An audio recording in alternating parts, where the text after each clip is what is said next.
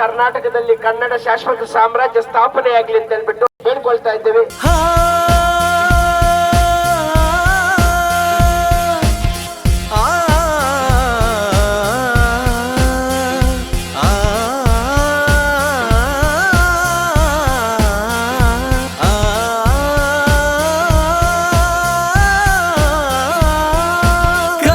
ಕನ್ನಡಕ್ಕಾಗಿ ವ್ರತವಿಲ್ಲಿ ತಪಸ್ಸು ತ್ಯಾಗ ಬೇಕಿಲ್ಲಿ. ಕನ್ನಡ ಶಾಶ್ವತ ಸಾಮ್ರಾಜ್ಯ ಎಲ್ಲರಿಗಾಗಿ, ಜನಿಸಿದ ಮಣ್ಣಿನ ಋಣವ ತೀರಿಸ ಸೇವೆಗಾಗಿ. ಕನ್ನಡಾಂಬೆಯ ದೇಗುಲ ಕಟ್ಟಿಸಿ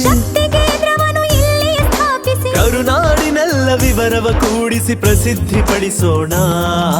ಕನ್ನಡ ಶಾಶ್ವತ ಸಾಮ್ರಾಜ್ಯ ಎಲ್ಲರಿಗಾಗಿ, ಜನಿಸಿದ ಮಣ್ಣಿನ ಋಣವ ತೀರಿಸು ಸೇವೆಗಾಗಿ.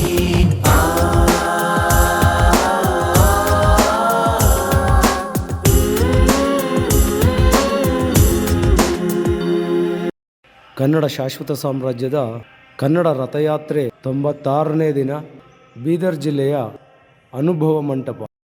ಪಂಪ ಜನ್ನಾರನ್ನ ಪೊನ್ನರು ಕನ್ನಡವನ್ನು ಬೆಳೆಸಿದರು. ನಾಡಿನ ಏಳಿಗೆಗೆ ಜೀವವ ಸವೆಸಿದ ಸಾಧಕರೆಷ್ಟೋ ಕಂಡಿಹರು. ನಮ್ಮ ನಾಡಿಗೆ ಇಂದಿನವರೆಗೂ ಮಾಡಿದ್ದೇನಿದೆ ನಾವುಗಳು.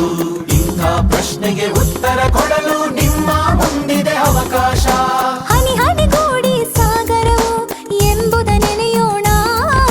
ಶತಶತಮಾನಕ್ಕೂ ವ್ಯಾಪಿಸುವ ಸಾಧನೆ ಮಾಡೋಣ.